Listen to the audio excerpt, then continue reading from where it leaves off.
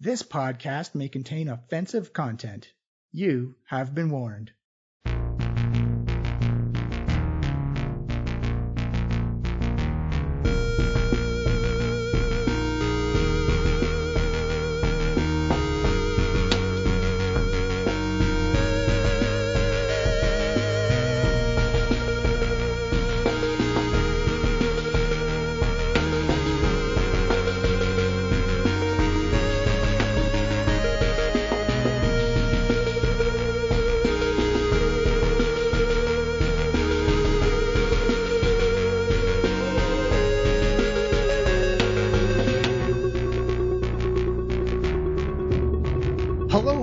And welcome to the Diecast podcast. I am your host and DM, Johnny, and today we are bringing to you a Magic Owl adventure for Tales from Trollskull. Now, a couple of things to get into before we start up the episode is one, this is going to be a double episode. There's going to be one launched tonight and then our Halloween special launched tomorrow. Just logistics of getting things all lined up, but it's going to be double back-to-back Saturday and Sunday, and you get two adventures for one weekend.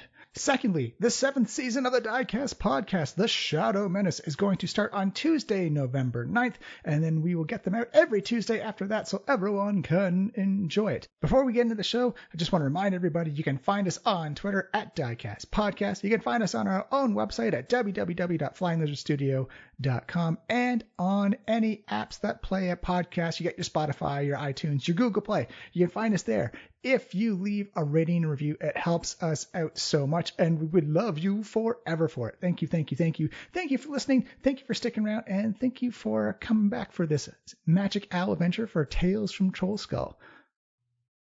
Now, it is the end of the month.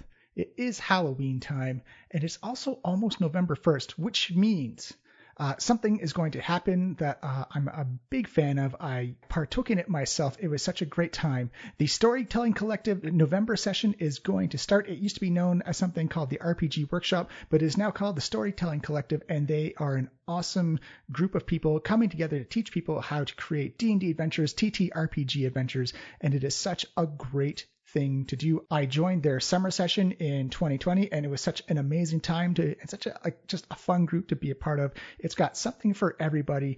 If you're new and want to learn how to write TTRPG adventures, this has something for you. If you are a seasoned and grizzled veteran for writing D&D adventures, this has something for you. This will teach you to hone your skills. It'll teach you something new, make you think about things in a way you've never thought of before. And if you're just kind of in the middle of the road, it's got something for everybody. I highly, highly recommend you check them out. Now, because they've changed things a little bit, they just don't teach only D&D 5th edition adventure writing. They've got a path for Call of Cthulhu. They've got their D&D 5e path, and they've got their general path just for people who want to do things for publishing platforms like on DriveThruRPG and not just the DM's Guild. They've got something. So if you've got an idea for a game or you've got an idea for an adventure, they have a place for you to foster and create and grow it. It is such a great, great time. Now, the registration is open right now. You can go to storytellingcollective.com and you will find all the registration information there. You can also, if you're interested, take a free preview of the different paths to see what the lessons and the resources they have to offer you. So if you're still not sure and you want to see what they're all about, they have a nice little preview offer for you. Again, I have such high regard for this. It was such a great time. So if you're even thinking about signing up and creating, or if you're even thinking about writing your own D&D adventure or your own TTRPG adventure, this is such a good foundation to start from. It will put in such good basics, such good fundamentals that once you learn the rules, you can develop it, you can practice it, and then you can start breaking the rules and making your own new adventures. It is so good. I can't say enough good things about it. I'll probably be talking about it well into November. So there it is. The Storytelling Collective. Check it out. Storytellingcollective.com. Give it a look. They have such amazing writers. Ashley Warren, founded in 2018. And if you recognize the name, it's because she's done things like the Uncaged Anthology, which if you have not checked that on DM's Guild, do it now. The Icewind Dale, Rime with the Frost Maiden. Oh, hey, I happen to be playing in a nice little private game with a couple of friends doing that right now. You can also check out her work in Legend Lore and Heckna. So they have the experience, they have the knowledge, and they have such a fantastic staff of people to help you out, answer questions, help you out with problems, develop ideas. It's so, so good. It's so inclusive. It is so it's that good old community feeling where it's like, oh, everyone here is awesome and everyone here is here to help each other out. I cannot say enough good things about it. So again, if you are thinking about writing a D&D adventure or a TTRPG adventure, storytellingcollective.com, that will set you up. It is $35 to register, and it is such an amazing cost for what you get out of it. Go sign up. Go do it right now. It is so, so good. That is it for me. We are coming back. Tales from Trollskull today, Halloween tomorrow, and then Season 7 coming back next week. I love you all. Wear a mask. Get vaccinated. And don't forget to tell the people in your life how you feel about them. That is it for me. I'll see you next week. Enjoy the show. Hello, everyone, and welcome to the Diecast podcast, Tales from Trollskull, a brand new adventure for everybody, where we are kind of doing our own little Justice League as we are merging the groups together today with a mishmash, a myriad of characters to come together and tell another story in the city of Waterdeep. So I'm going to go around the cast just to reintroduce everybody to the players and the characters. So I'm going to go via our Discord, top left and over. Please introduce yourself and say as much or as little about your character as you wish. And we have the wonderful Aqua Gem playing Elsbeth, the wonderful, sweetest half-elven bard. Hi everyone, I'm Aqua Gem, aka Leslie. I play Elsbeth Flintforge, the half-elf bard, who is just so excited to be here constantly, and it just lives in that state. Thank you very much. And we'll go right next to the panel is Babs, who's playing Eleanor the Druid, who's had some Magic Owl adventures already. That's right. Hi everyone, I'm Babs, and I'm playing Eleanor the Human Druid, and now at level 4, she's joined the Circle of the Land. Ooh, so good. So good. Caster Druids are awesome.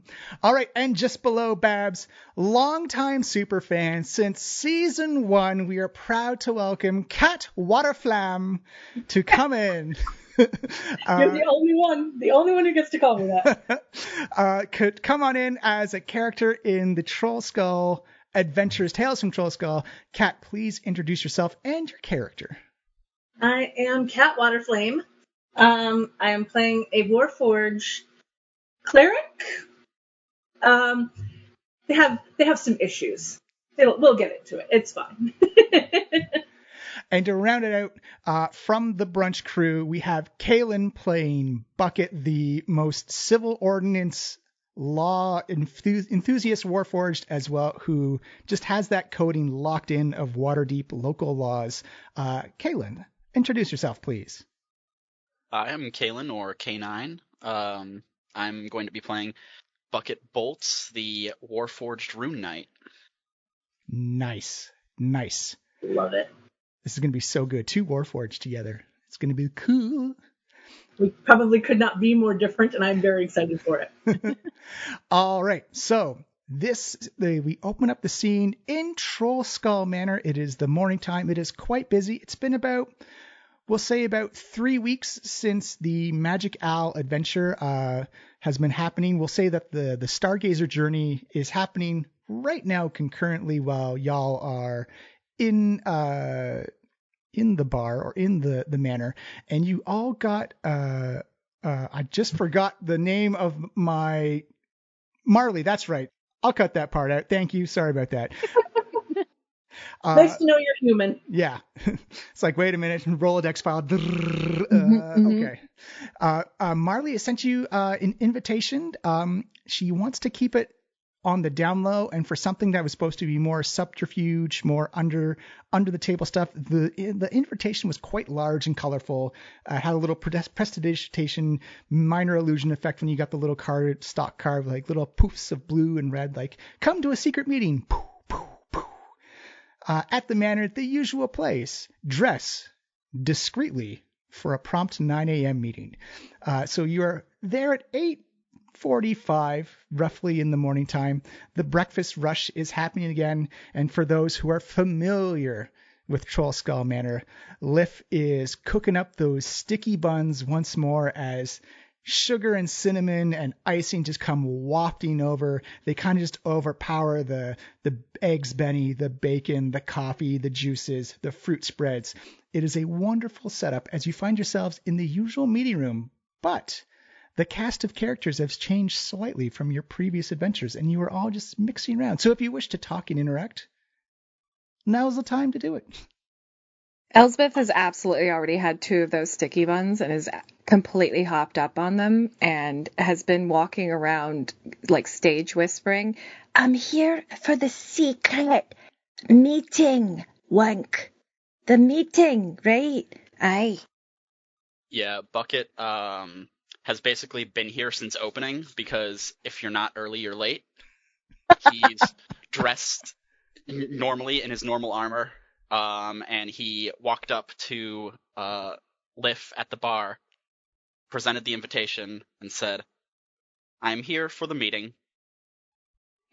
You see the invitation go wafting, almost like levitating, like there's almost like an invisible thread as it dangles, and it actually lands right next to Elsbeth's table, where a plate of sticky buns is well on the way to being finished. Ooh, another one. It's just like mine. I sit down at the table and I turn to Elsbeth and I go, I'm here for the meeting. Right, the meeting. Right. Aye. Is it just us then? And Eleanor probably walks in. She's reviewing notes. She's been still looking into the magic oil, Jojen's whole dilemma, and still gathering scientific data. So she's reviewing that as she sort of enters the room. Elsbeth, what's your passive perception? 15. 15, that is enough. You actually catch a glance of Eleanor's notes, and you see her talk. They see there's lots of references to golden glowy eyes. Oh, wait a minute. Have you been looking into like, oh, this is going to sound weird, but like all the, like, people with glowing eyes? I met one. Well, that's not true. Well, I didn't exactly meet them, I guess, but I've definitely run into a few of them. Oh. And Eleanor will look up from her notes and look over Elsbeth. Oh, hold on. Hold that thought. And she'll procure a clean one. It's like, I would love to get your field experience of this. You met several individuals with this ailment? Well, here's the thing, is like, we went through the forest and there was some bees, right? And then we met this beautiful witch. Her name was Wendy. She was the most beautiful, lovely. She had glowing, like, hair, but she lived in a big poison mushroom, and she's got a couple sisters that are not so nice. That's all in the Enchanted Forest. And then we went to the falls and we met the druids. The druids were not good, and they told us to get some gnolls. We thought the gnolls were the problem. They thought they were naughty gnolls, but they're not naughty gnolls. They're just regular gnolls, but they were infected by ticks. Right. And everyone kept telling us about the ticks, and we were just like, oh, regular ticks, just, roll up your boots. Were the ticks the problem?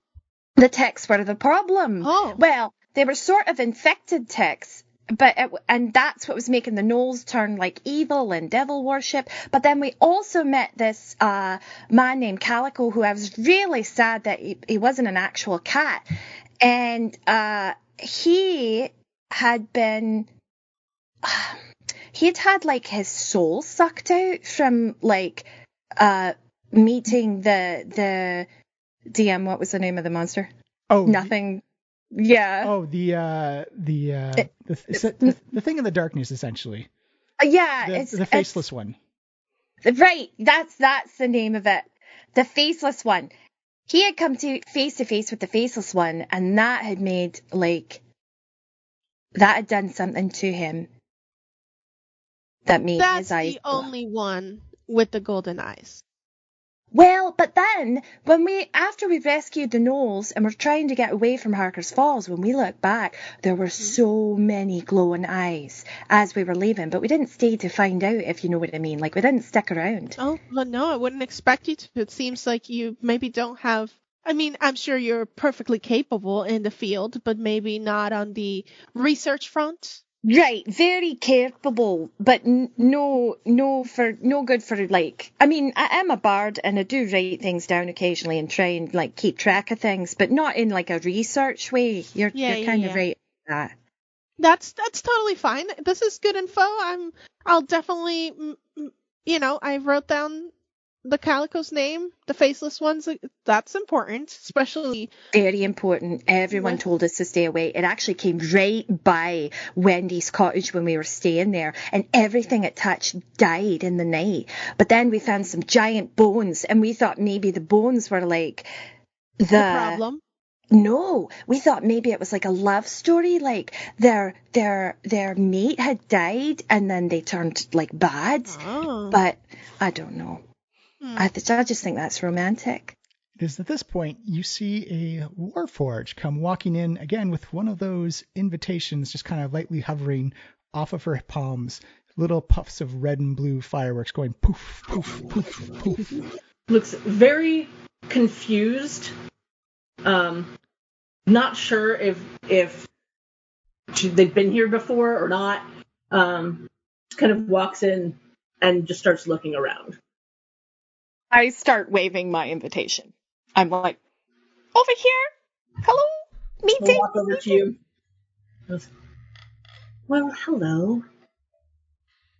I believe I'm supposed to be here. Well, we've all got the same invitation, so I would say this is the meeting. I don't know who's called us. You are suddenly interrupted by a loud saxophone. It's like, wow, a very jazzy, sultry. Clearly, Elsbeth, your presenter, your showmanship senses tingle off. Someone's got a musical illusion happening. You see the lights just in the area dim magically as you look over, and you see Marley just leaning against the doorway. She's got this long red velvet gown that goes all the way down with like a long train. She's got big black feathery shoulders, a large hat with just like ostentatious white feathering coming up, probably adding an extra 2.5 feet to her actual height. She's got this femme fatale makeup on, one of those long extended cigarette smoker holders, but there's actually, it smells like lavender. It's not an actual tobacco cigarette. As she just takes one giant drag and blue smoke comes out. She says, my darlings, I'm so glad you're here today. We have mystery abound. Are you all willing to engage in some espionage subterfuge? Wah! Boom. I am here for the secret meeting. If I must. Elsbeth is gobsmacked. You look fabulous. Oh my God. You see the lights immediately come up and she's kind of blushing. She's like, thank you. As one show person to another, I respect the art of a presentation. Now, for legal reasons, I must take my leave, but at least I wanted to look appropriate for the brief occasion. For those who are familiar, your contact today, if asked officially, is nobody. You've come here for sticky buns, and delicious sticky buns they were. But for the real mission, as she turns, and you just see in the corner, very Strider Aragon style, the long robe, pale blue robe with yellow stars and moons on it that go all the way down. The conical wizard hat that's kind of just like floofed over just through use. Kind of like long, slightly curly, slightly straight, long hair, and just kind of like smoking on a magical pipe. But instead of like a match, it's just his thumb with a little bit of flame, sticks it into the top of the pipe and It's like, that's right. It's another Magic Owl adventure. Oh, God. Bucket Elsbeth stands is up. delighted.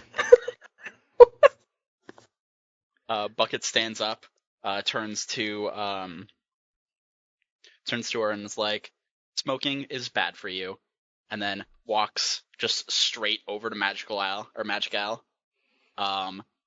Says, "Smoking is bad for you. I'm here for the secret mission," and sits down next to him. And you see Marley say, "Oh, no worries, my darling. It is simply magical lavender. I only use it to enhance the flavor. My lungs are clean and neutral." And Magic Owl says, "Not me. I'm a little stressed out right now, and I need your help, and I need you to engage in illegal activities." Ooh, that's fun. I haven't done that before. I have some qualms. I figured you might, my mechanical mighty man, but would it ease your mechanical insides to know that you are committing illegalities to counteract immorality and illegalities at the same time? As he brings his two fingers together and like this small little poof of bright light comes off. So we're doing good illegal stuff to stop the bad illegal stuff. As some of you may know, I have a cryptozoological animal refuge in a pocket dimension, and I save animals from around the Sword Coast. Yes, we are well aware of that. This is not another seek and retrieve, I hope. It is exactly a seek and retrieve, only bigger and better and higher up scale. Is it also invisible? No, it's going to be a bit more dangerous, though.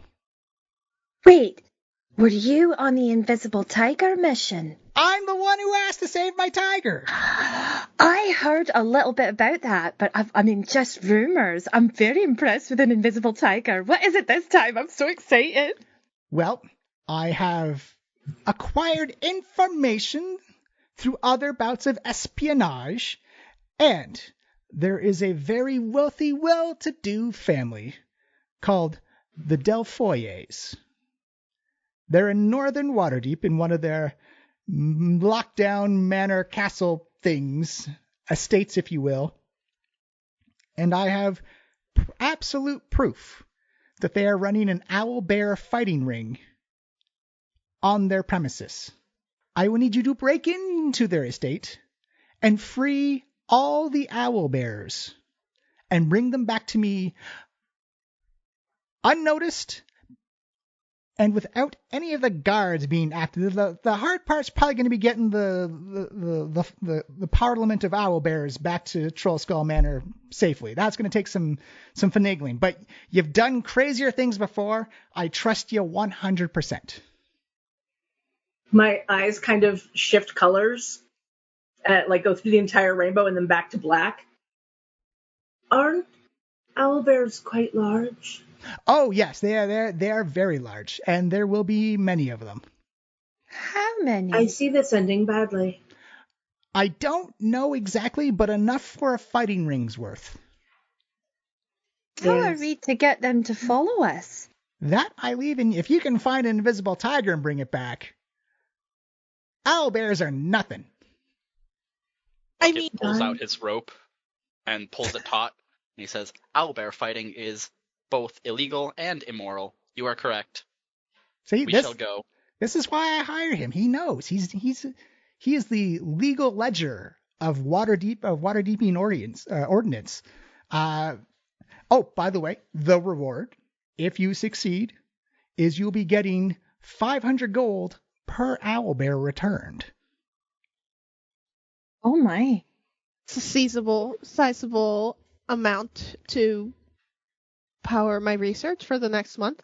Now, Al, from, espionage group to espionage master, how do you exactly propose we cart these owlbears through the city? I know you expect us to do it, which is fine, and I do recall that the tiger did pose, some resistance. It was amicable.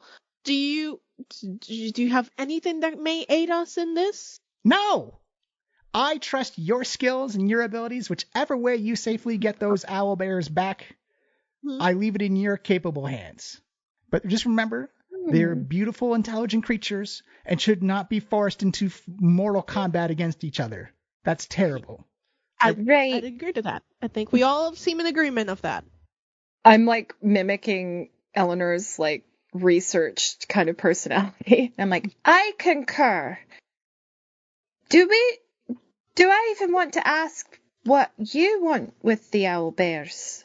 Oh, yeah. Oh, it's real easy. I have a cryptozoological animal refuge where I can put them in a habitat. They can live safely for the rest of their lives, unhindered, unharmed, just doing what owlbears do. A sanctuary, if you will. A refuge. Right. Okay. Well, I really like animals, so. Do I believe him at all? Yeah, roll me an insight check. Ooh, my first roll. first roll of the game. Let's see. What is my insight? My insight's +5. So that's not too shabby. That would be an 18. Perfect. Yeah. You see Magic Owl has a very boisterous personality, but there are those moments of sternness where he gets very serious, and it's always when he comes up with like talking about owlbears or his refuge that you feel he is 100% serving you up the truth. Okay. All right. DM, do we know how far this estate is from where we are, or do we have a sense of the distance that we're going to need to transport these owlbears? So if you all go to roll 20, I've got the map of Waterdeep up for us. So Trollskull Manor is, one second. Trollskull Manor is right here. And your target location is right here. So it's not too far, actually. It's about 1, 2, 3.5 city blocks in Waterdeep. Right. I know there's like a sewer system under the city. Do we think that might be the safest or best way to transport a whole herd of owlbears? Depends if they're fully grown. That might pose a bit of a challenge if they're fully grown owlbears. If they're younger, then maybe we could coerce them into the system, but it was a tight fit even for us when we fetched rats for a magic owl last time. Actually, Eleanor, give me a nature check. Yeah. See here. Oh, ooh, boom. baby! Whoa. Natural roll 20 for a total of 23. Nice. Yeah.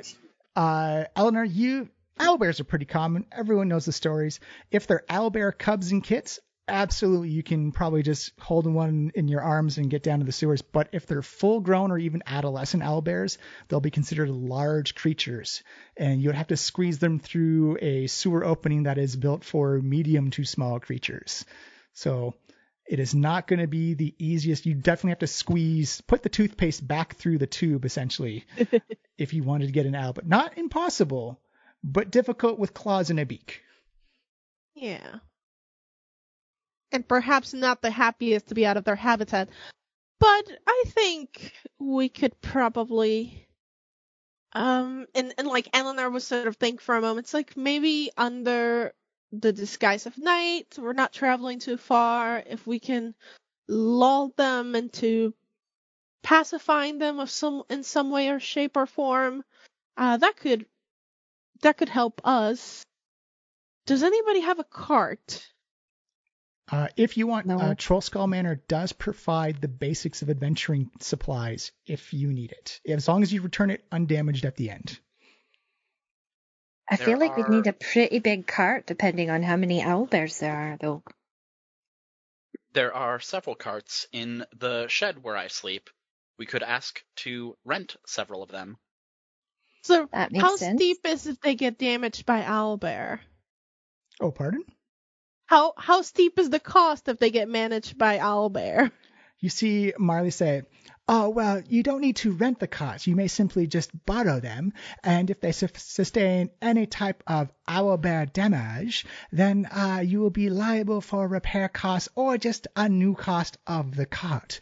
I do believe a cot runs about 25 gold for a brand new cot with spiffy new wheels."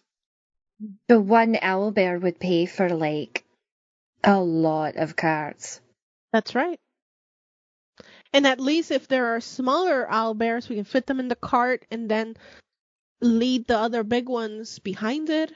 Bucket has rope, and I have some rope as well. We can probably facilitate some through through the resource cabinet and all of that.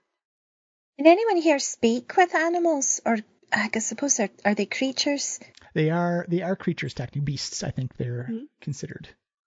And Eleanor will sigh. Elsbeth and sorry, Kat, remind me your character's name. I haven't told you my character's name yet. Aha. So Eleanor will sigh, and she'll sort of raise her hand on sort of with hesitation, and she'll say, I mean, I did take the form of a tiger during our retrieval last time. Sorry, DM, to jump in. They're actually classified as monstrosities, so a druid, you can only turn into beasts, unfortunately. There you go. Sorry, my apologies about that. But I play them more. You wouldn't be able to morph into one, but if you had to speak with animals, I'd definitely let you talk to an owlbear. Yeah. So I did take the shape of a tiger. I could probably. Can I take speaking with animals and prepare it? You absolutely can. It is I could, yeah. the morning. I also have suggestion, but that's only on one creature at a time. So if there is some sort of leader that we see, or like alpha kind of situation, we may be able to convince that animal to move and the rest will follow. I don't know how much pack mentality there are with owlbears. That could prove useful. Okay, so we've got some great ideas here. I need no help in this. Everyone give me a generalized nature check, please. Nature. Nat 20 for 22. Nice. Woo! We got a 17, a 3. And that's a 12 for me. Babs, if you have your character sheet open on Roll20, if you just click I believe it's the skill, it should roll it for you with your modifier in it.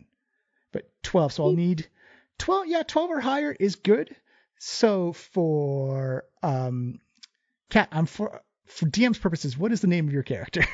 They go by Shadow, but yeah.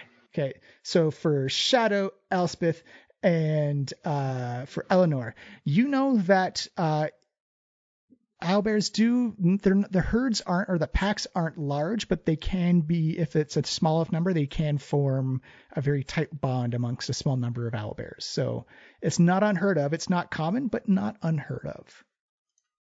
Perhaps under the conditions they've been living in, they may have sort of formed some bonds just out of survival. So that may work to our advantage. If we can convince one to move, the rest may follow, especially if they're younger. That does make sense. By the way, my name's Elsbeth. It's so lovely to meet you all. I'm so excited to go on this espionage, illegal owlbear retrieval. I'm Eleanor. I'm here in research and seem to have included myself in the Trollskull Manor's line of work. So pleased to meet you all. I am. As the Warforges interrupt each other. I am Bucket. I believe that immorality trumps illegality. We shall rescue these poor creatures, as all life is precious.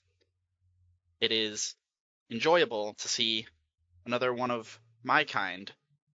Do you know if you were created by the same person? There are many things I do not know.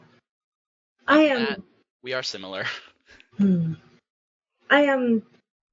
And then their eyes go like yellow, and a completely like robotic voice.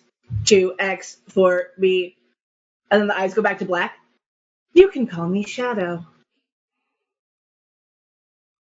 Shadow? That's a cool. Did you choose that name for yourself? I do not know. I like it. Buckets and I'm Shadow fond and of it. Eleanor and Elsbeth? So like bees? Buckets, Elsbeth, Eleanor, and Shadow. Bees! I enjoy that. There's always Bees. bees wherever I go. They're not always helpful, especially with allergies, but I will be the bees for today. What are allergies? Oh, well, let me explain. On organic matters, and Eleanor will give you like the most scientific spiel on like dermatitis, dermatology, Love it. correct information on like how people can be allergic to bees. That is fascinating. For that little bit of RP, Eleanor, you're going to get a point of inspiration because you made me laugh and smile deep down in my tummies. Thank you. Elsbeth like shovels another sticky bun during that explanation. Just wrapped, but also inhaling a sticky bun. Right. So shall we see about renting some carts, and do we want to go cover of night? Do we want to go case the place out? I love this term, all this espionage. It is. Do we want to go see what the place looks like before we march on up there and free the bears? Just as a DM's wrote, it is the crack of morning, so you do have the whole day to plan. We can jump around at speed of plot to whatever times you need. Just let me know their order of operations, and then we'll get this spy case a cracking. Yeah, I think out of character, I think it makes sense to go case the place. So I think that at Elspeth's suggestion, Eleanor would say, we do have most of the day, so why don't we go take a look at the property, then we'll come and retrieve the carts, maybe park them at a good distance, but close enough that we can make a speedy retreat. That would probably be key once night falls. Do we have any information on this Delfoy family? Actually, Elsbeth, you are the perfect person for this because you are a bard in a tavern, which is kind of like the bard's library. I'll say I'm going to give you a modified roll. Give me an investigation check, but you get to use your charisma instead of your intelligence. I can't do that in roll 20 then. Just roll a d20 and add, if you have proficiency in investigation, add that too. But essentially, roll a d20 and add your charisma. D20 and add my charisma. Are the sticky buns just like on the table? Yes. And with charisma, that would add a +4. So that is a 21. 21. The Delfoyers are a very upper class family in Waterdeep. They do a lot of events. They do a lot of soirees. They don't do a lot of hosting, which usually in upper echelons of Waterhavian society means that they're kind of snobbish, a little rude, because they're willing to go to the events of other people's, but not kind of like expend their own resources to host others. But not a lot of people have been inside the Delfoy estate per se, but they do. Everyone's sort of aware of them, kind of thing. You do know that they do have one of those. They're quite common, unfortunately, in the North Ward, and the kind of like the rich area are kind of like these fortified estates where think of it as like a small, like a quarter of a city block. It's got multiple buildings on it, but it's all got high walls. Sometimes they've got parapet, sometimes it's got like spikes on the top to kind of keep people out. And they would have like their own private security detail kind of thing. Correct. And they've probably also, because of the affluence of the area, may also have some of like the Waterhavian city guards or city watch under payroll as well. Right. Okay. So it's not the best light people in the tavern are painting them under. They're known, but they're not like. Is it known what their fortune, where their money came from, or are they one of the old families, or like... It's an old family, but everyone who looks at you kind of does that eyebrow cock. Is like imports and exports. Right. Understood. Okay, so then we know this place is pretty heavily guarded, so it'd be good to find some chinks in the armor, while we case it out. I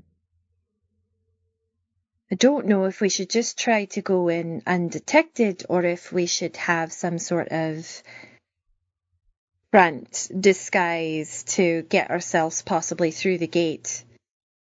Well, they probably have deliveries during the day. If this fighting ring is happening, they're probably offering amenities, I'm assuming. That's a good point. Perhaps. Oh, go ahead. No, I was just saying that perhaps like a supply run sort of situation. We could do something similar to what we did with the tiger. We could buy a bunch of meat. Animals need to be fed to survive. And I think post that as makes a meat sense. delivery? Yeah. I like it.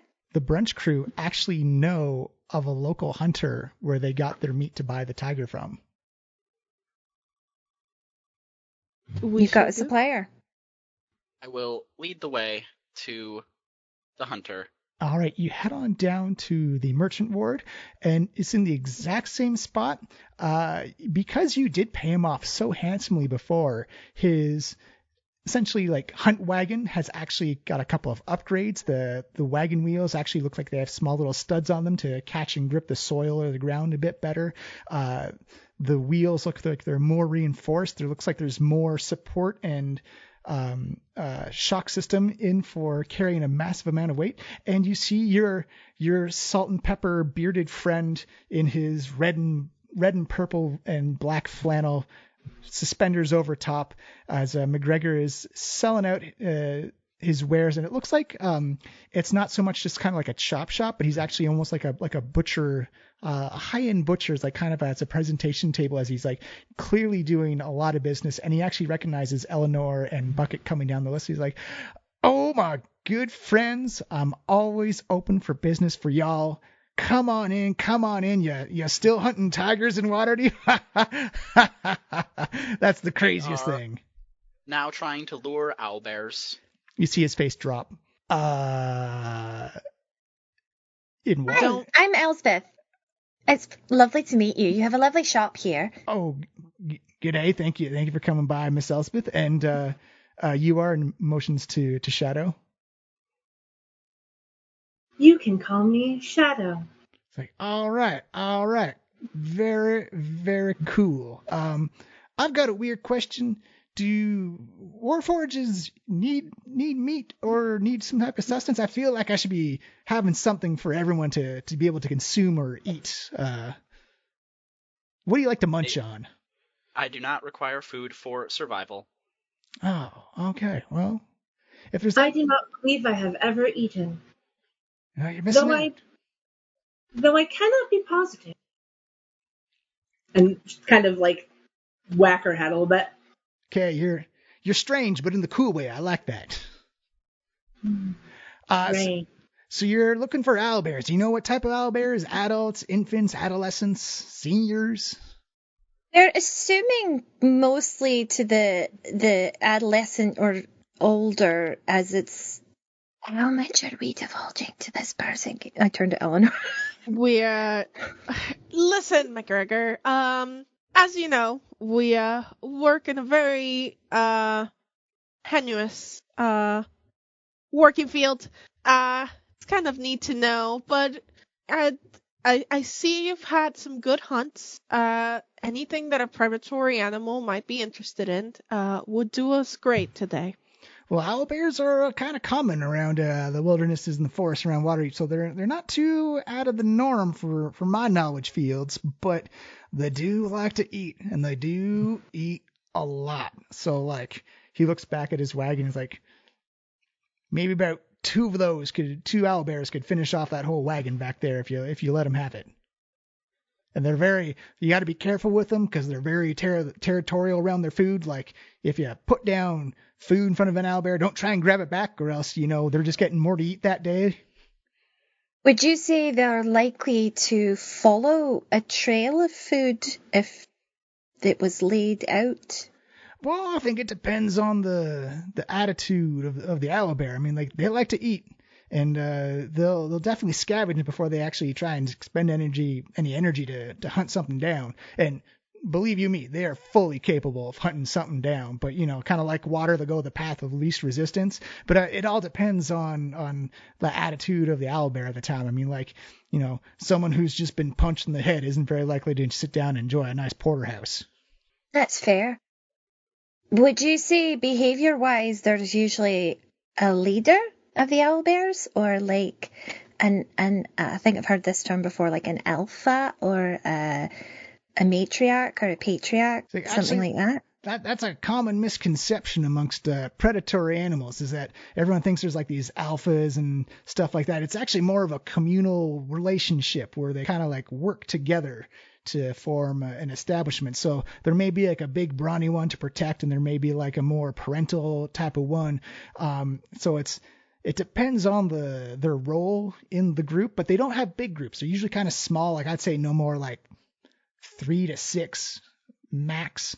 Anything other than that, then they're just usually solitary after that fact. But the owlbear parliaments don't tend to be that big. I mean, you seem very knowledgeable about animals and different types of animals, especially in this area.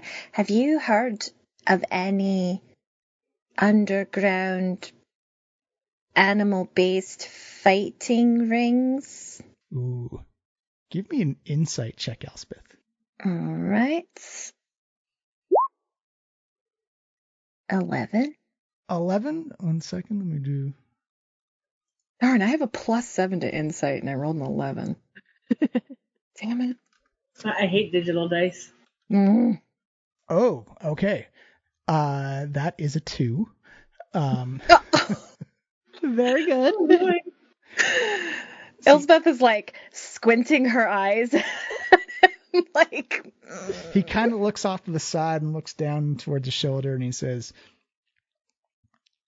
yeah, I guess there is a connection between that. If you're here coming up to me, I did have some folks not too long ago come up and ask me if I could do a delivery of meat specifically for some owlbears, and I wasn't too keen on doing it because owlbears inside Waterdeep doesn't sound exactly like the most upright type of delivery I want to be associated with. And I hunt animals, but owlbears inside Waterdeep usually a recipe for disaster, if you get my meaning. right, we're here to correct that. So, when's the next delivery due? Or did you refuse their service? I refused their service, but they're looking for one for 8 o'clock tonight. Perfect. Well, how much would it cost to load us up with that delivery? You know what? You're trying to right a wrong here, and you helped me out in the past, and I'm much appreciative of that. You just ask for it, and McGregor will help you out. I'm not going to get physically involved, but if you need to borrow a wagon or some supplies, you've more than paid enough for the next couple of months of what I need to operate. So you just ask for it, and I'll give it to you. That's very gracious of you, McGregor. We appreciate that in helping us right this wrong. You're a noble man. I try to be. Noble and honest is what I try, my ambitions. So, right? What do you need? You need the wagon? I don't have anything disguise-wise. I kind of just go as is. Well, technically, I have disguised self, so I could disguise myself as you. Ooh. Remember to get my big bushy beard just right. It's got a little salt and pepper streaks in it. Right, and I talk with this voice, and then bring the meat for the animals, the delivery you ordered. Right? Yeah, and don't forget the suspenders. I decided today was a flannel day, and my catchphrase is the meat that can't be beat. The meat that can't be beat. I like it. You're on the money there. Okay, I'm just double checking what the spell says and what. So I have an hour. with disguise self, so obviously I'm not going to do it right now. And Leslie, just for DM's fun, I'm not going to make you roll a deception check if you keep the accent going the entire time. Excellent. I love this. Now, if Elsbeth can keep the accent going, is a different thing. Leslie could definitely do it. Could Elsbeth? It's got to be Elsbeth as McGregor accent. I know. Yep. I know. That's Layered up. A little higher pitch, and yeah. All right. All right, you have your delivery sustained. What else do you want to do? I'll say maybe that took you to about noonish, 1 o'clock-ish, just to track him down and go over the stuff and get all the arrangements ready. So he will arrange for the delivery to be done at 8 o'clock sharp. Do we have your delivery set up? We have your disguise set up. Is there anything you wish to do to get ready for tonight? It's about noonish, 1 o'clock-ish. In the afternoon of Waterdeep, the sun is out bright. So McGregor already hooked us up with our stuff? Mm-hmm. Okay, well, Buckets would have turned to him and said, I was told never to work for free, and then he'll just place 10 gold or something on his cart. You see, he does. It's not a toothy smile, but you see his cheekbones kind of perk up, and the beard just kind of moves along. He says, and this is why I like you folk. You're always honest and you're always kind, and those are the kind of folk you want to keep yourself surrounded by. Just remember, if you need any help ever, just come looking for McGregor. I'll do whatever I can to help. You need any help ever? Come looking for McGregor. She's good. I'm gonna copyright that. Yeah, no, that's you two have something going on there. If you need any advertisement. So my question is, how do we want to all try and get in on this wagon, or are some of us going to go from inside and some of us be waiting on the outside with the transport for the owlbears? Well, I've got a canvas tarp to go over the top if you want to. See, that was what I was wondering, if some people wanted to hide with the meat and maybe one other person be up front with me. Yeah. As McGregor's assistant or something. I can drive a cart. Perfect. So you can be up front with me. I'll do all the talking, and then you two can hide in the back if that's all right. That's fine by me. But it does mean all of us sort of busting our way out. Do we want to at least go and take a look around the place so that we have an idea of maybe where things are from the outside and what route is the fastest back to the tavern? Yeah. All right. I can tell you the intersection that's at. Let me zoom in real quick. I was gonna say, out of character, would I actually fit on the cart? I'm 6'3" and 290 pounds of metal. You would. The cart can hold one large creature or four medium creatures. Okay, good. Okay, let me just gonna make sure. I'm we're quite a large people. Yeah. Oh, okay. So the pixelization on that is not as great as I thought. It's a little rough. I'm trying to look too. Yeah. It looks like North Bazaar Road and something that's too small for me to read. So we'll just say it's the main. Where are you trying to look? It's if you see it, I'm trying to ping right there. Right here? Yeah, I'm right. Okay. Yeah. Okay. Hold on, let me. Right. There's a much smaller street. That little. Yeah. And ping the tavern for me again. Okay, so we have to go north. Yeah. Okay, hold on. This is Waterdeep, right? Yeah. Give me a second, because I have an interactive map. Ooh, nice. I will have to ask you for that link later on. Absolutely. I can send it to you. We can do it afterwards. It's word right now. Yeah. Just so you got it. Perfect. So I don't forget. Thank you. ADD brain. Yeah, so you've got two major drags that you can go up to. And are they busy? Obviously, this is a different time of day, but do they look busy? Do they look like main drags? So what's the? They're both main drags, but you also know that as things get after 7 o'clock, dinner, everyone's going home time, the streets do kind of empty out, and like the lamplighters come out and make sure everything's bright and everything like that. Yeah. Okay, so the street you were talking about was Tower March, or was it Horn Street? Horn Street? Horn Street, and the tiny one is Pony Way. Nice. Horn Street and Pony Way. Right. Right. So we need to go sort of north, west, back to the tavern. Mm-hmm. And it's possibly. It's a pretty easy shot. You know, it's just going down like just a street with a small dog leg in it just to get where you got to go. Right. Okay. Can probably have Magic Owl meet us in the back of the manor. Mm-hmm. There is lots of room. There's actually a stable back there for their donkey Alvin. There you go. I'd clear out that donkey before we bring a bunch of owl bears through. Or at least make sure they're really fed well. Yeah, well, we'll make sure that they're having a feeding time. Because I'm thinking what we ought to do is use the cart as a lure. And have them follow the cart. And then, once they reach their destination, they may feast at the cart. Maybe have whoever's in the back sort of dropping a piece of meat as we parade down the street in the middle of the night with a bunch of owlbears. This is going to go great. I have such a good feeling about it. Are we going to have the running of the owlbears in Waterdeep?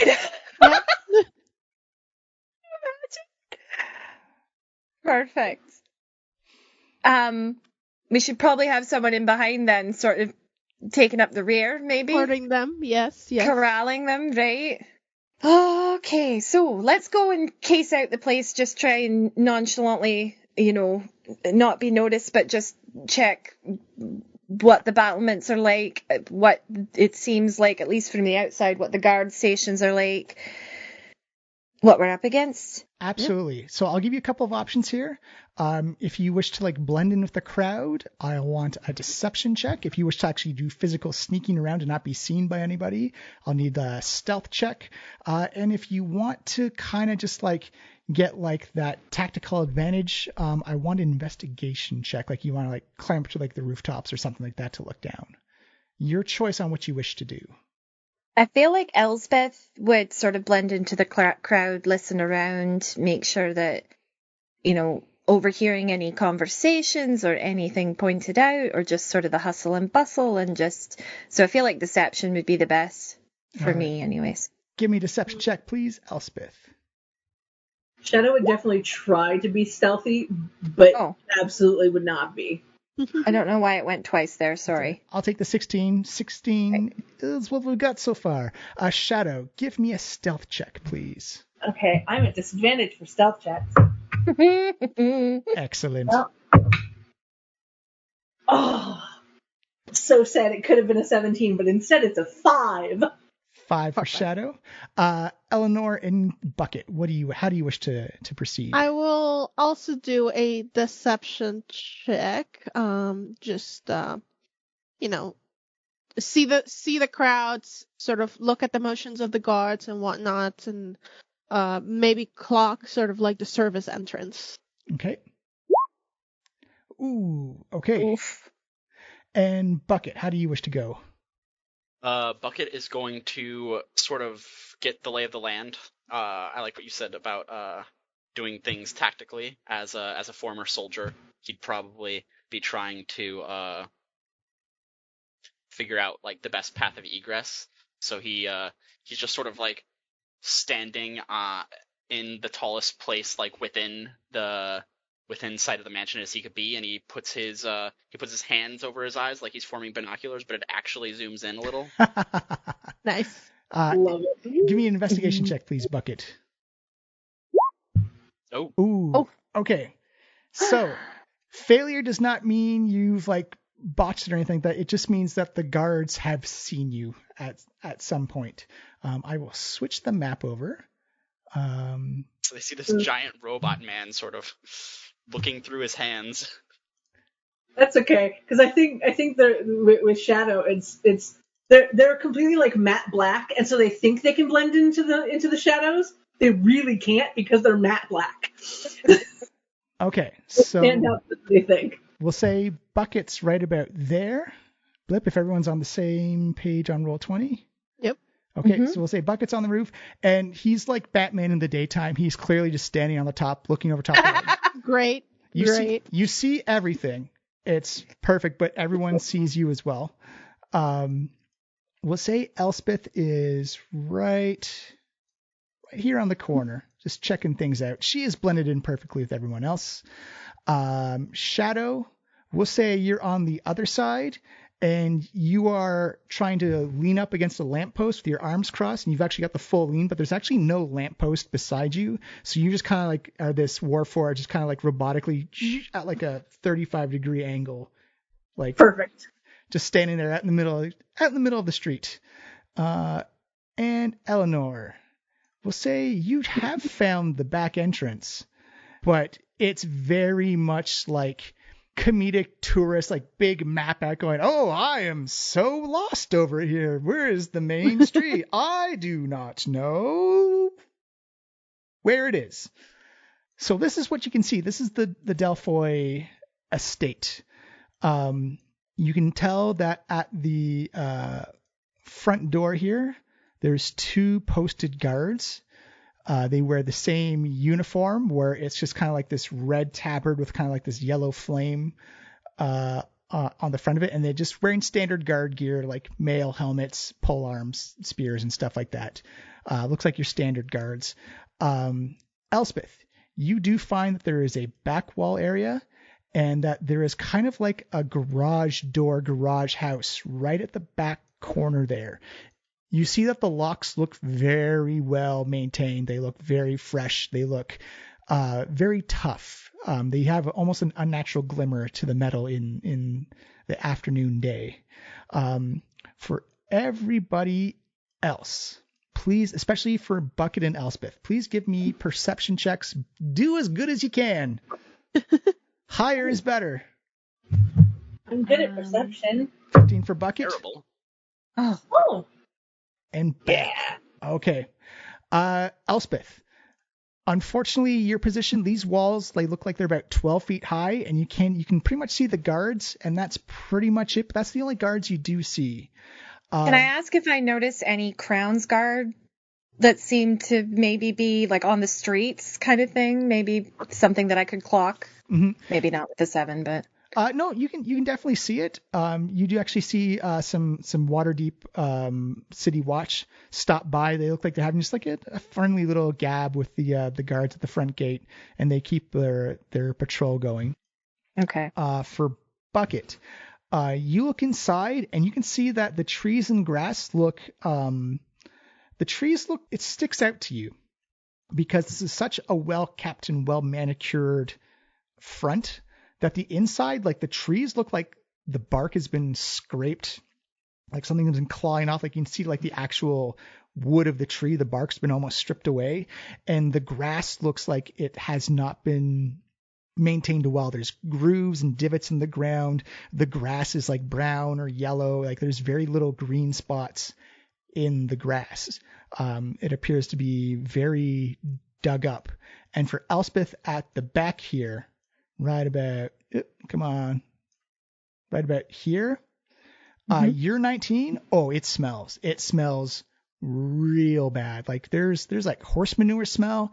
This is type of like a poopy smell, but you've got a high nature skill that you can definitely smell owl bear poop back at for Eleanor. This is for Eleanor. Yeah. Okay. Yeah. So I was gonna say I got a 22. Oh, at 22. Nice. So, what you can tell, Shadow, is that the walls are thick stone. It looks like a very big fortification, but you do notice, scoping out the guards, is that they may be well geared, but the way they handle their pole arms, the way they're just kind of like adjusting themselves in their armor, you don't think they're professional. You think it's more bark than bite. Like it's more appearances than it is actually. They're more for looks. Got it. Yeah. Mhm. Got it. Okay. All right. So we can reconvene and sort of share all of our info. Yeah. If you wish to meet back at the manor, you can. Also, the manor said they'd be willing. You can have 3 of the carts as well, if you wish. Do we think we need the carts, or we just need the one cart with the meat dropping out the back? Yeah, I think the meat cart should be enough, and that way we can only, if we damage McGregor's cart, we'll buy a new one. Right, absolutely. Oh, I almost forgot. Bucket. You saw on the inside an individual walking around. He had beautiful red skin, this kind of like crushed red velvet suit. Almost looked like Tom Hiddleston's cut type of fit, like the waist kind of comes in, skinny pants and like bright red shine, like glossy shiny shoes. And his eyes were black, but his pupils were like a golden yellow. And you notice that every time he walked and caught the wind, just like his highlights or his edges would kind of like, just like when you blow on like fire coals or fire embers, they just kind of like catch, like little smoke would come off. You'd recognize this as a fire Aasimar, as he's like, he had a small detail behind him as he's like pointing out directions, and he was pointing at things that you could not see, but he was definitely pointing at them.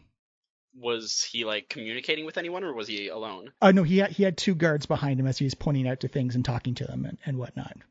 Okay. And also hypnotically beautiful as well. Ooh. Would it have been, was he just pointing to like sort of like show something or like delegate something, or was there like possible like magic going on, like he's like warding or something? I'm gonna ask for 2 checks, an Arcana check and an Insight check. Oh, good. Neither of those are very good. All right, Arcana. Nope. Oh. I know nothing. Insight. So Arcana, you could not figure out what was going on with the pointing, but Insight, he was definitely interacting with something there that you couldn't see. Okay, so I've seen definite signs of animal damage and this Tom Hiddleston from Crimson Peak looking fire Aasimar or fire Genasi. Fire just He not. sounds dreamy. Genasi. Sorry, I got my races mixed Right. up. Yeah, it's a fire elemental creature, a humanoid essentially. I mean, He I can sounds- remember if I did or you did, so I think we're fine. He sounds really hot.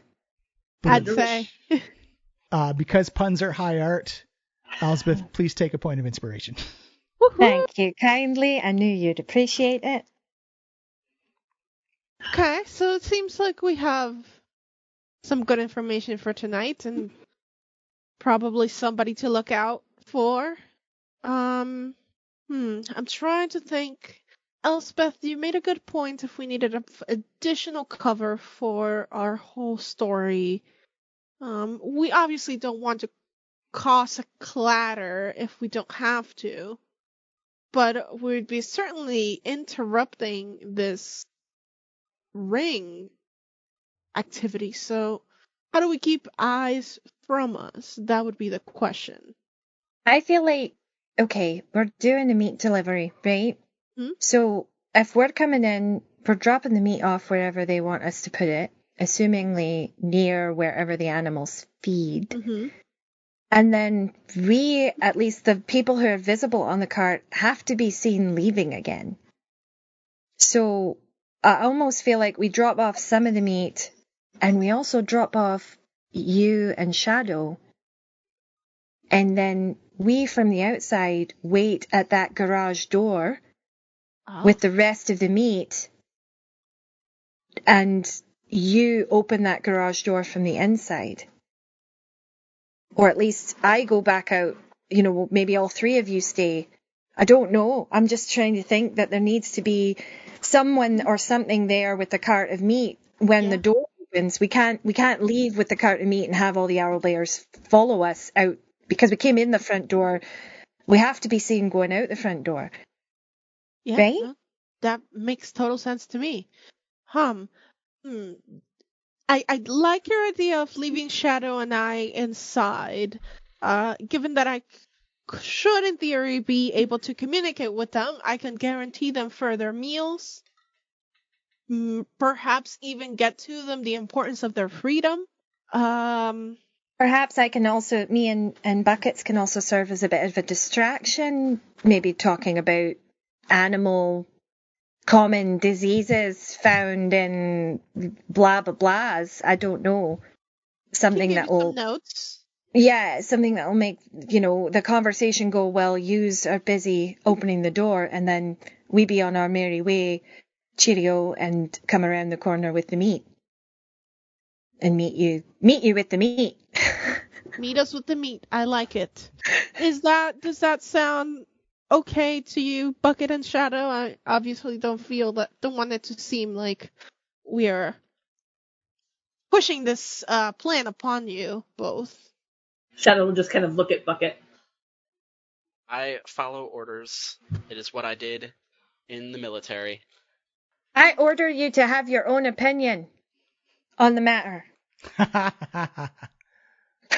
She makes a good point, Bucket. I think even some of our other friends, if we may be so candid with each other, we've told you that, now that you are beyond the military days, you are certainly free to have your own ideas for whatever's happening.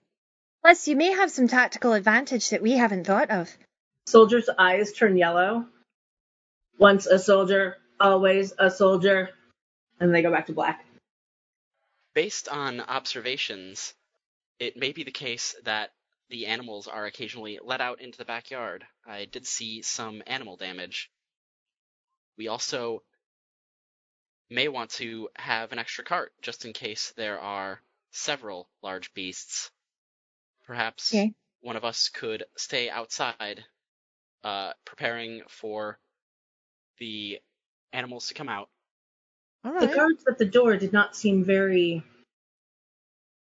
soldier-like.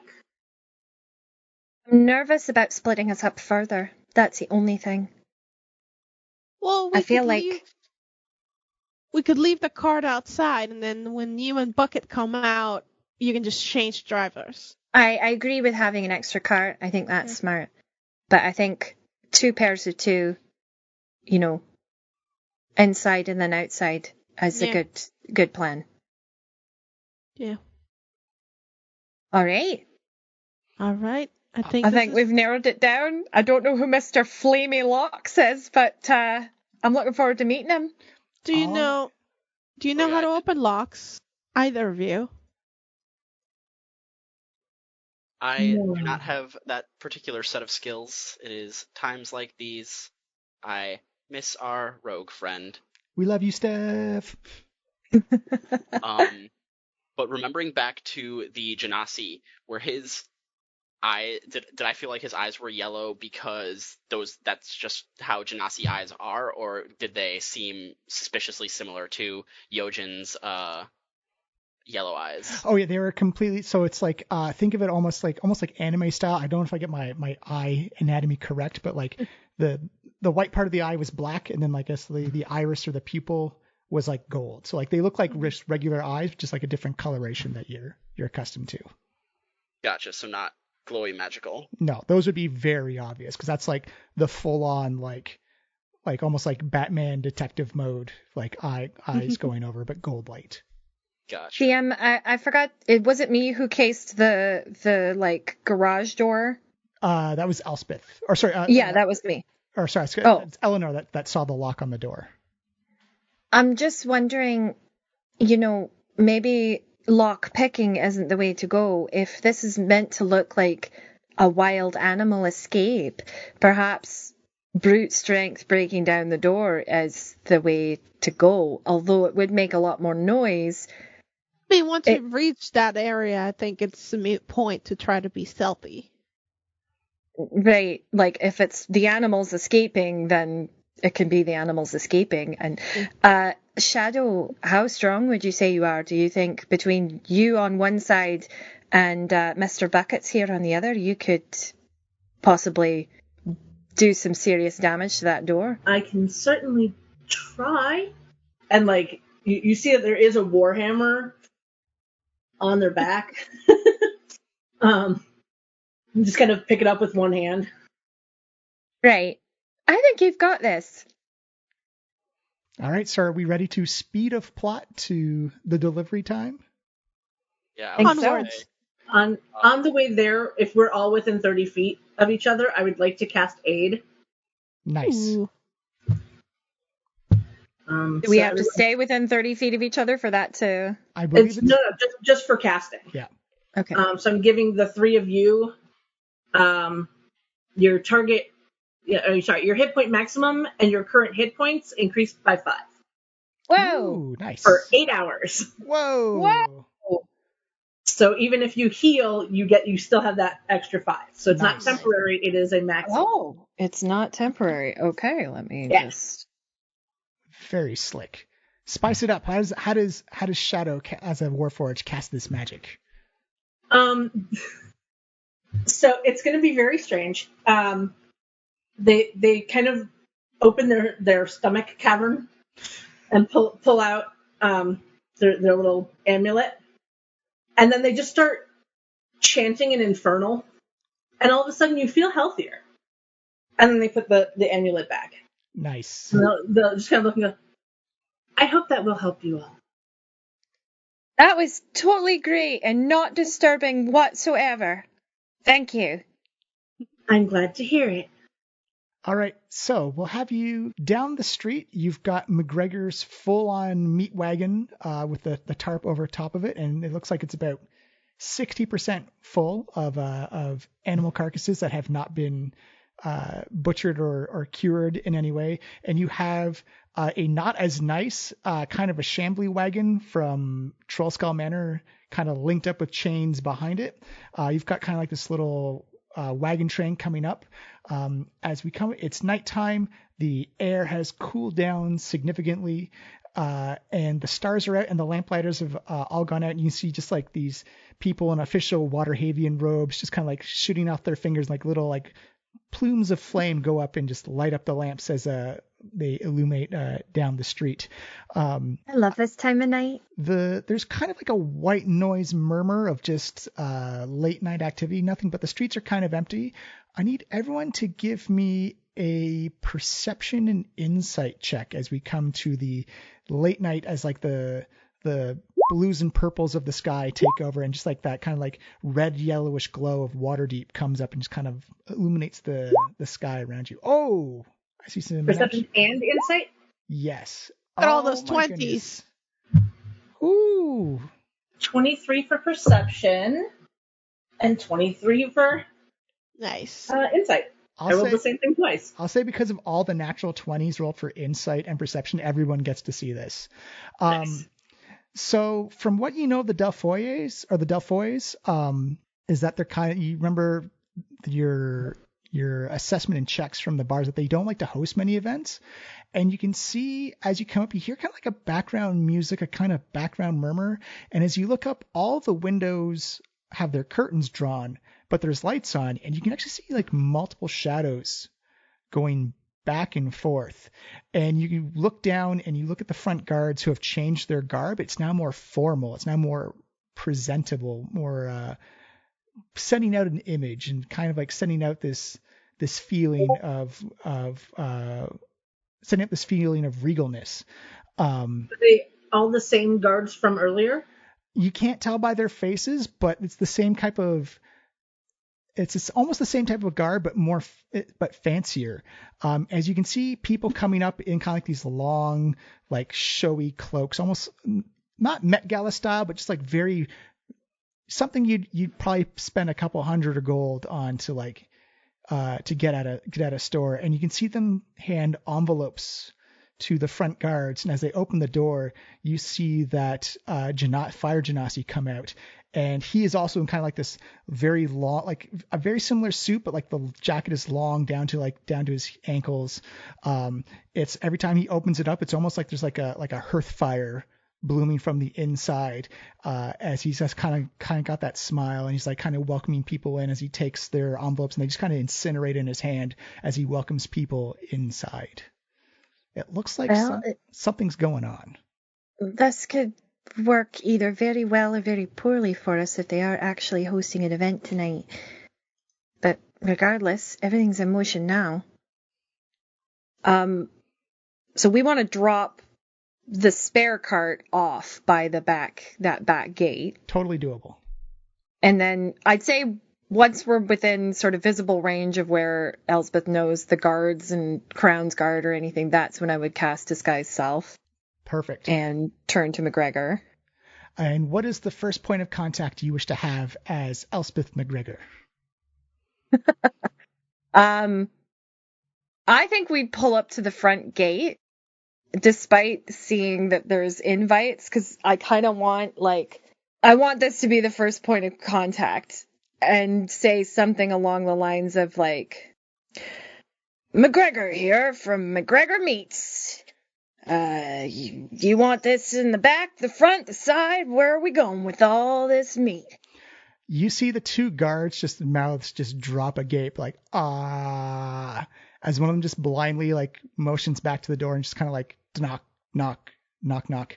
As you see the door open up and this fire genasi comes up and goes, "Oh, hello there. Oh, I say, this is quite unusual, Mr. McGregor. I thought you declined our invitation for tonight.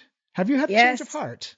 Well, I'll be perfectly honest. I've got a load of meat here, and hunting's been good recently, and I may have reconsidered your original offer and organized something for 8 p.m. I just need to know which door to drop it off to.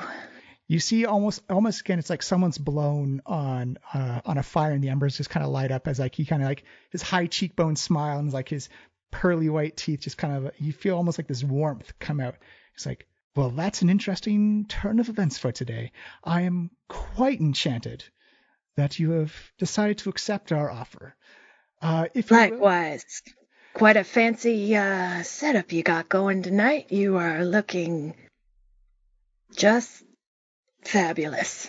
You see him bow deeply. He's like, anything to be presentable to the guests and party members of tonight. And although the order is a bit behind schedule and irregular, an order is appreciated nonetheless, especially for tonight, as he does that very Loki Tom Hiddleston high ting. It's a very presented smile. Elsbeth is barely holding on. Yeah, if Bucket looks over to the side, does Bucket see McGregor or Elsbeth as McGregor just blushing through the beard? McGregor is definitely blushing through the beard. Seems like you got something real fancy planned for tonight. Happy to, acquiesce to your fine event. Something special planned? You see him snap his fingers I always enjoy a gentleman with an excellent thesaurus. I will take you around to the back where I open up the back garage for you to make your delivery. Just simply place your meat wares in the middle of the field and try to stay back from the trees. We do have some unruly elements. If you see anything unusual, as he flips you, he tosses you a small leather bag, and it's warm to the touch as you grab it, almost like getting a fresh bun out of the oven. And you open it up, and it's 25 gold. And he says, just, slightly forget about any irregularities you may see on the inside of these walls. Understood. Just to make you aware, I am obviously very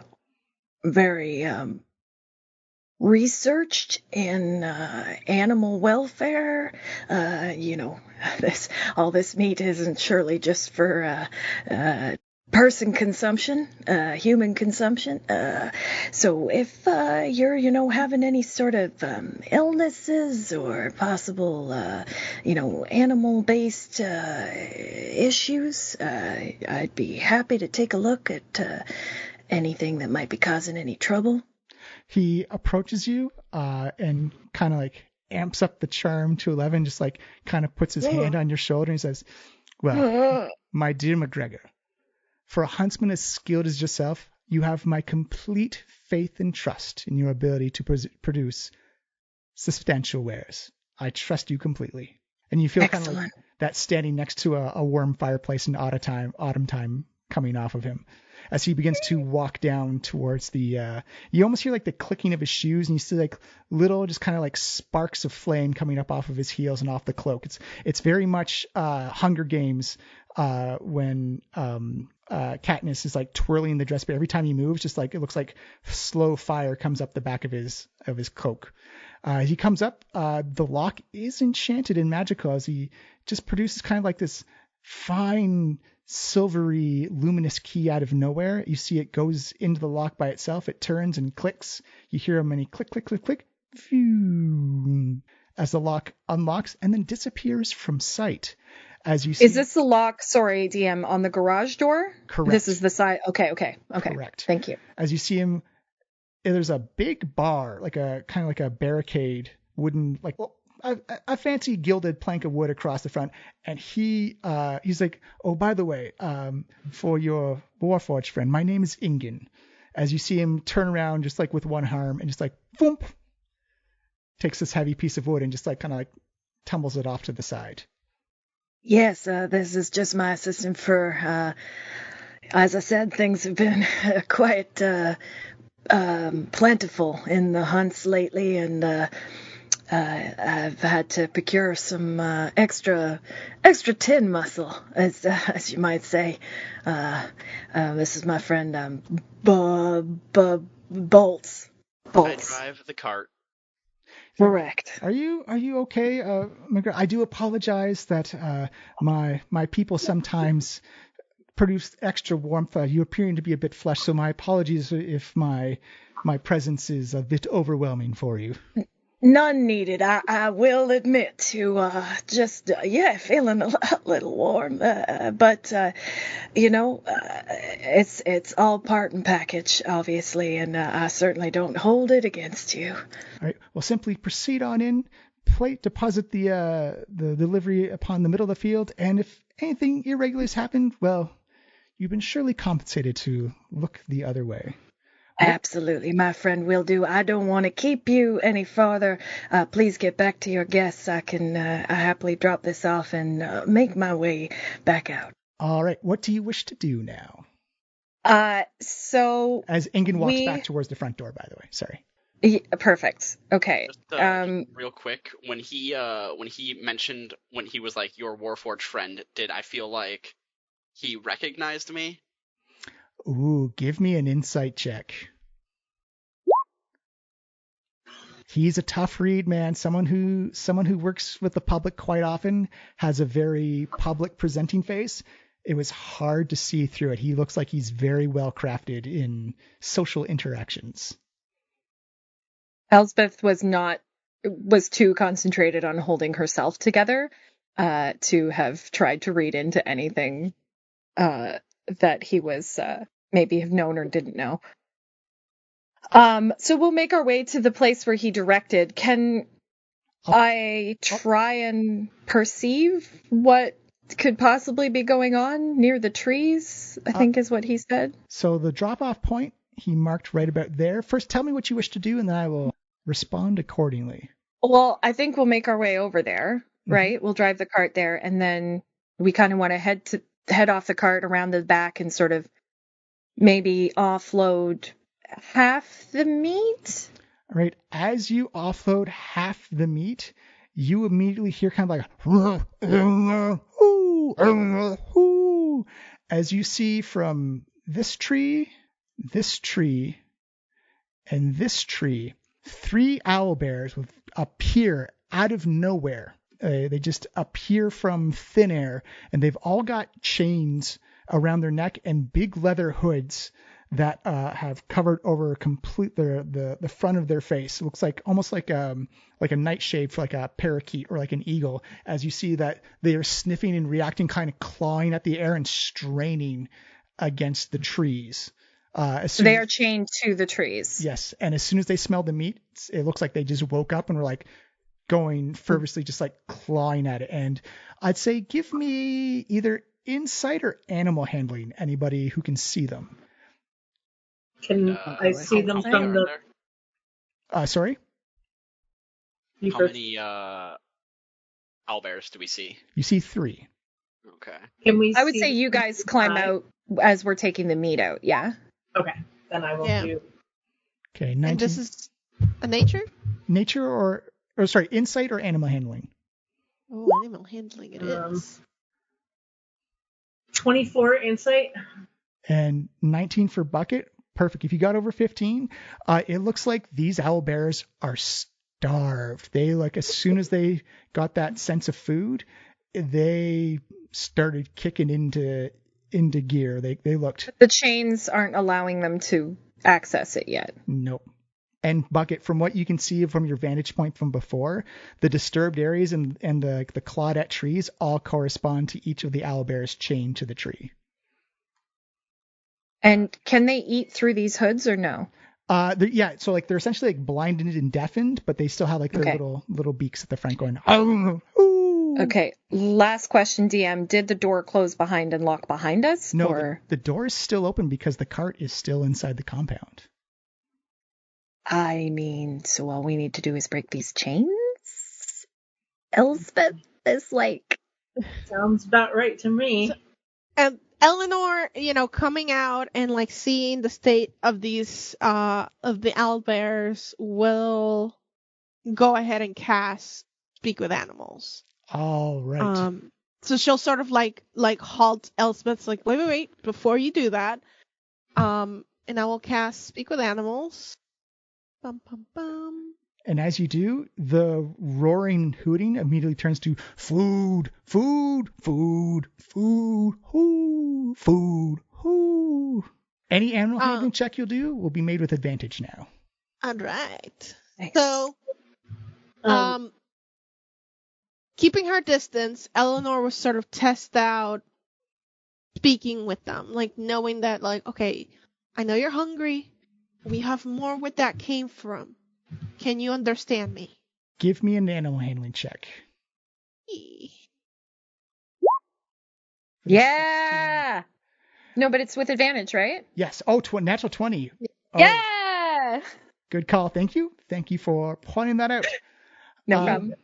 You see the owlbears, one of the owlbears go out to like claw, and like just as you say that, its paw just kind of stops and just kind of trembles in the air and it sits down, as you can all hear them kind of like hooting. Everyone else just hears like hooting and growling sounds, but for Eleanor you hear like food, hungry, food, hoo, hungry, food. Okay, you can eat. You see them all jostle up. Okay, eat.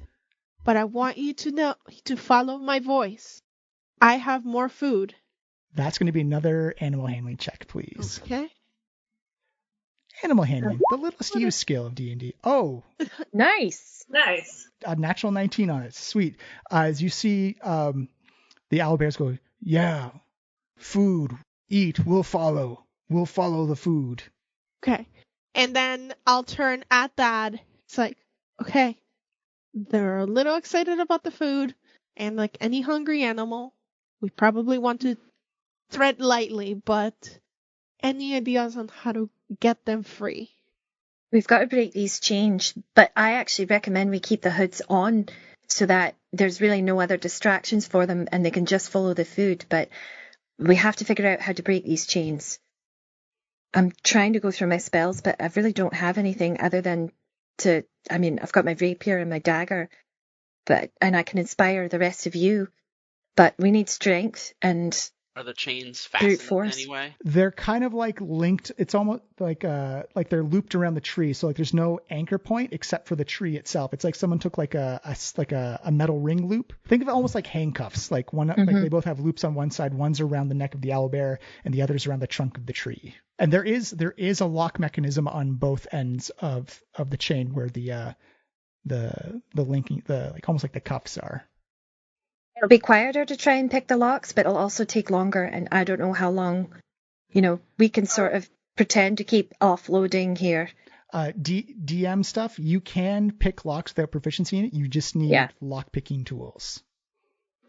How far away are the trees from where we are? I will say about 5, 10, 15, 20, 25, about 25, 30 feet from the closest one. Sweet. Then I want to cast Find Traps and make sure there's no traps hiding out there. because that's 120 feet radius, or 120 feet line of sight. Okay. Shadow, you pick up something you did not expect. In the welcoming room, bing, you sense a magical trap. Ooh. In the games room, bing, you sense a magical trap. And then, in a secret basement room, bing, you sense a mechanical trap underground. Interesting. Are any of those in the path of the cart? None of them are in the path of the cart. 2 in separate rooms and 1 underground just a bit north of you. Okay. Boy, I'd really love to come back to this place when we're not toting a bunch of owlbears with us, but... And just so that everyone's aware, again, the spell was cast in Infernal. Right. Creepy Oh. demon speak. Oh, Gotcha. Yeah.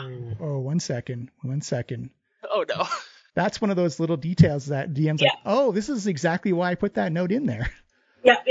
All of my spells are cast in Infernal. 1 second. It can be kind of quiet about the speaking portion, but, and luckily their eyes don't change color when they cast anymore. So who's out of the cart right now? I think all of us are. All of us, yeah. We both got out. I would technically be standing, like, right next to it, though. If I was... You see from the door over here, bing, Ignan come out. He comes out and you can see that the owlbears have decloaked from their invisibility spell as he sees all 4 of you, as he kind of has that, again, PR face, kind of tie up loose ends type of thing. He's like, oh, I'm so sorry. My apologies if you've been startled by the owlbears tonight. They were a bit of a surprise.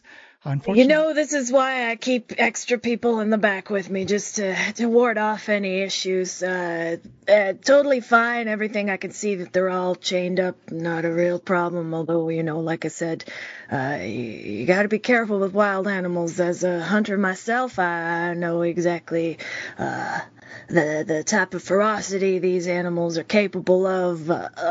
But yeah, we'll just keep offloading and be on our merry way, because certainly we don't want any trouble with these kind of animals. You see him look to the rest of you. He smiles at you, McGregor, and he's like, well, Mr. McGregor, I do recognize that your quality of hunt and your quality of wares would inspire any beast to be outrageous and eager to consume what you have to offer. And I do wish McGregor's meats can't be beat. That's what I always say, and I slap my knee. Clearly enough, you should put that on a business card. It's quite fetching. And he says, I do wish you did inform me of your aids and assistance, especially, and he turns to Shadow and speaks in Infernal and says, especially one as well-versed in exotic languages. Are you here for the... And this part's all in Infernal, so everyone's just here kind of like... Are you here for the extracurricular activities tonight as well?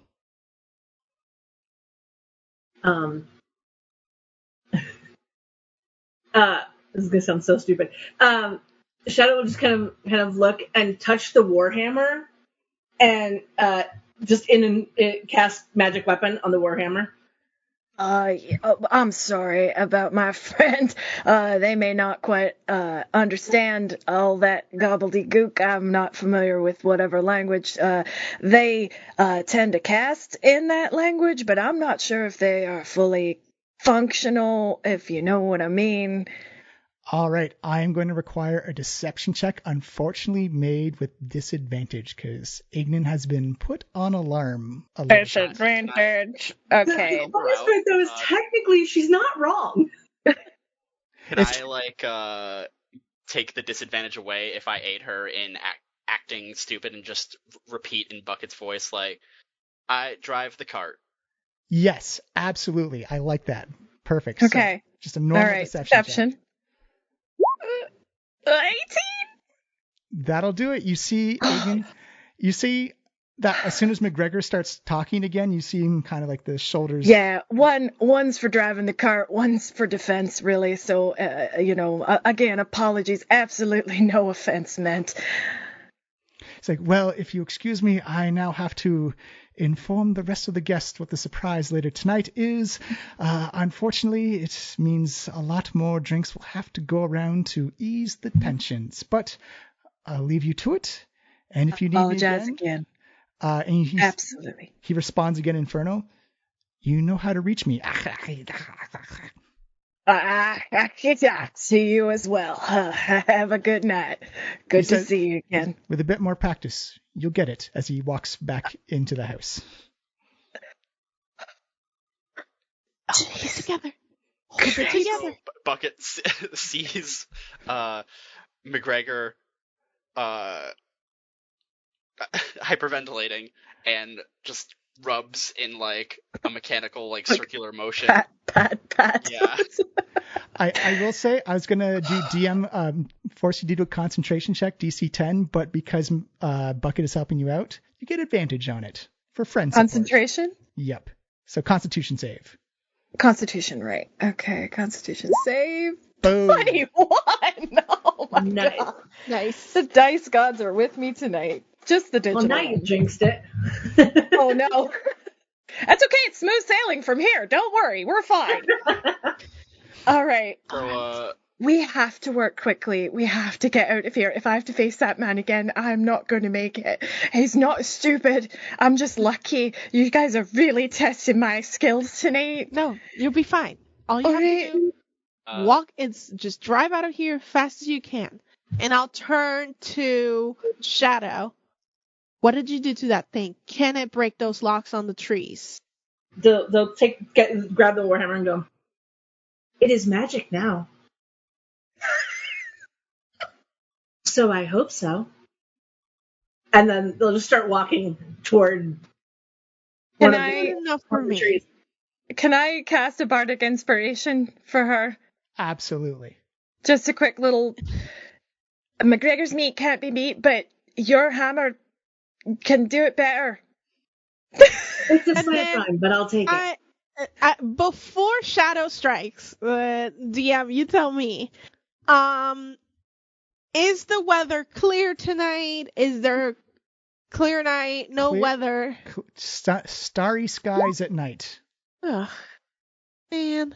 Like, I'm wondering, would it be advantageous for us to cover the sound of the strike? Eleanor, what if you told the bears to, like, roar while the striking or something like that? Make a big noise? Of course. Yes. Okay. And I'll turn to the owlbears. Listen. And I'm sure they're, like, munching on. It's like, listen. Remember how I said to follow me? I need you to make some noise. You're going to hear some loud noises, but we're going to get you out of here. Give me an animal handling check with advantage, please. Animal handling. Do. Oh, yes. Boom, 19. Yes. You see all the owlbears just kind of nod their head, and they stand up on their hind legs, their front paws kind of like dangling down, and they just begin to do like a hoot roar, like a almost like Bluto from Labyrinth as he's calling the stones. Perfect. And I'll point to Shadow, like, go, do it. And it is loud. This is like helicopter landing decibel loud because there's 3 owlbells hooting into the night. Nice. As you do begin to see people at the windows begin to come and like they're all like, what's going on out there? Cool. So yeah, Shadow will just walk over and try and whack at one of the... So I'll get you to roll a d20. The DC to hit the chain is going to be 5, but just roll it in case you roll a 1. Okay. That would be a natural 20, so that's definitely not a 1. You don't even need to roll damage. Boom! You shatter. It turns into this little metal shrapnel and boom, explodes. There's 2 chains left to go. As you see the guests in the window now start to point down at like, what the... As you see that one owlbear just runs out and runs to the cart and starts gnawing, like just chomping away at the meat. Shadow just kind of turns and thumbs up and starts walking to the next one. Yep. Give me another roll. And I'm going to grab the rope and it's like, Bucket, help me out. Let's connect these chains to each other. That's Right. smart. All right, And I will Shannon. try. And we will essentially like connect the broken chain to the rope, and then the next broken chain to that rope, and then Mhm. so on and so forth, so that they're all like stay together. I love it. As soon I'll say like as soon as one is ready to go, you'll be there to tie the next chain off. Mm.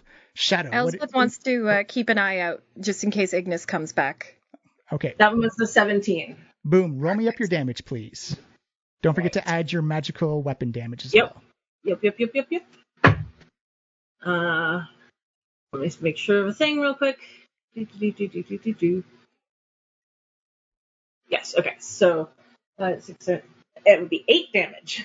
8 damage. You hear a chink. There is a big dent. You've put a big crunch on this lock. You got to hit it one more time. As you see everyone at the windows, beginning with drinks in hand, begin to turn to each other, going like, "What's going on here? Like, what is?"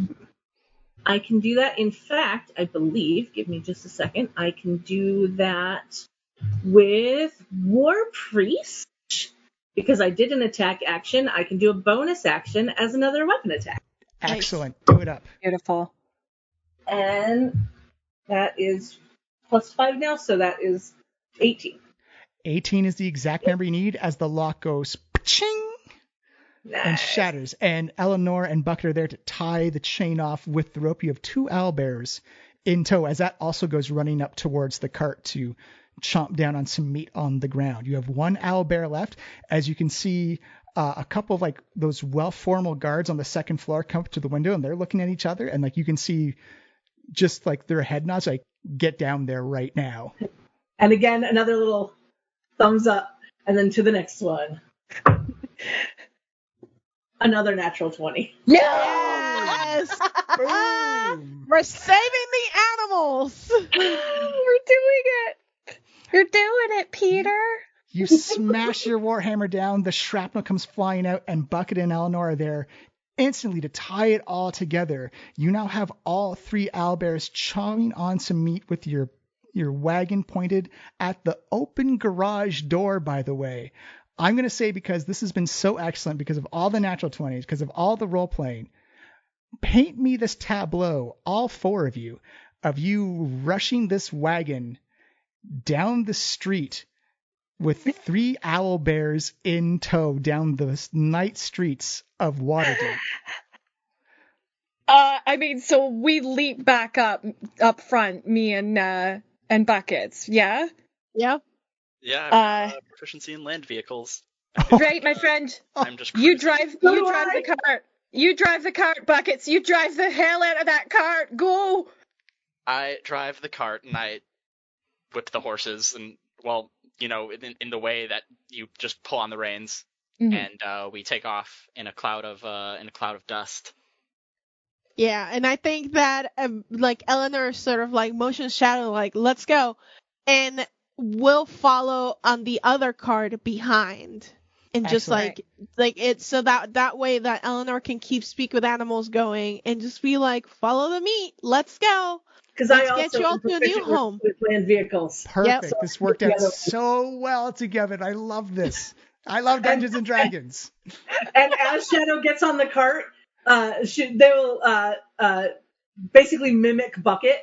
Yes. I drive the cart. And they'll start going.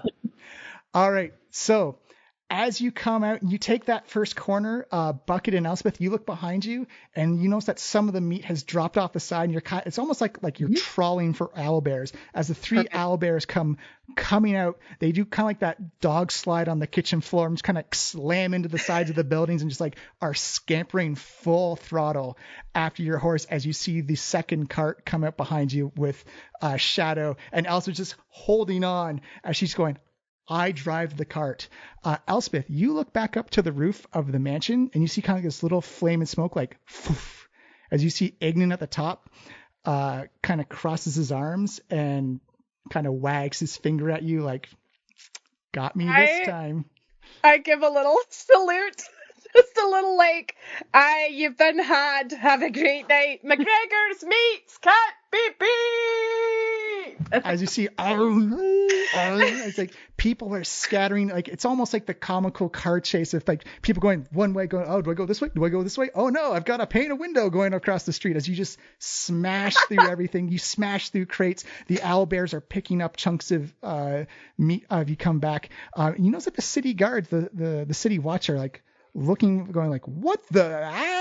I should probably call this in. As you see a couple begin to chase in footstep, but they are nothing to match for the speed of carts and owlbears. As you make your way pretty fast up the main drag of was it Pony? No, not Pony. Tower. Yeah, it was Pony Street. Pony Way. I should say Horn Street was the. Oh yeah, Pony Way was the back alleyway. Yeah, Pony Way. Yeah, Horn Street was the main, and then up to Thunderstaff probably takes us to. Yeah, and that takes you to the back, the pack stable. And as you're coming down, you can see Magical Owl is just kind of sitting there, arms crossed. Looks like he's fretting a little concerned. And then he sees all of you. And he's like, whoa, as like this train of wagons and owlbears and meat and open the gate. You see him look around. This stable is not big enough for 2 wagons and 3 owlbears. And you see Alvin the donkey going like, so he looks and he goes, Alakablap! As you see this big golden portal open up, and there's this beautiful kind of open forest and plains ahead of you as it just kind of like cuts through the side of reality. It's like, into the refuge, into the refuge, into the refuge, as you go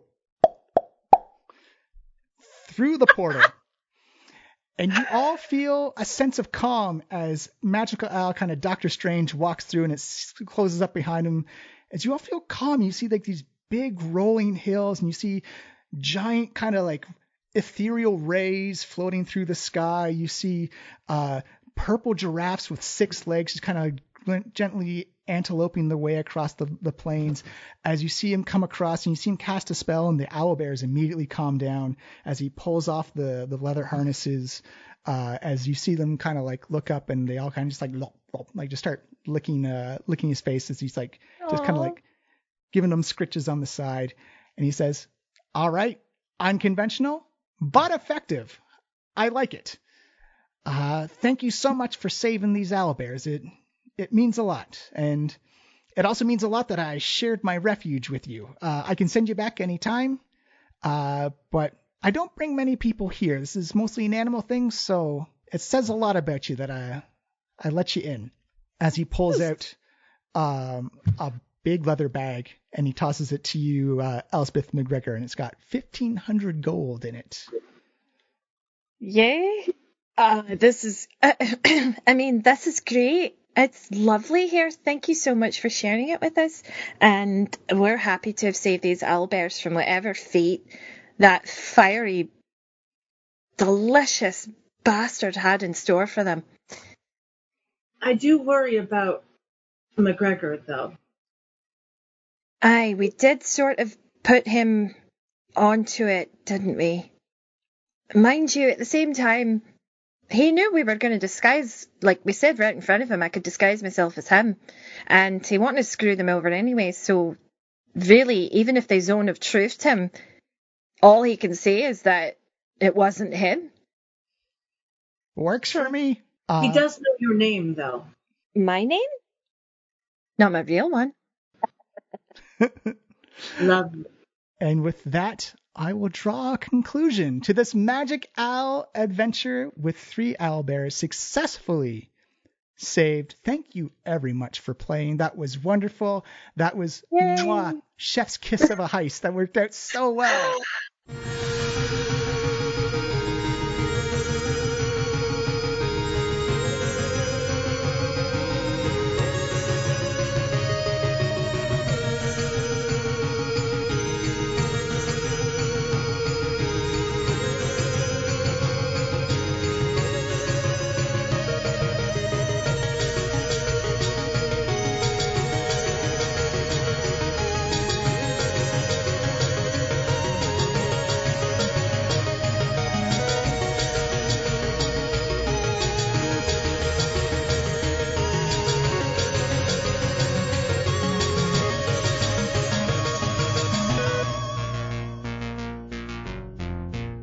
The Diecast podcast was produced by Miles Baker, Stephanie Cook, and Johnny Robertson.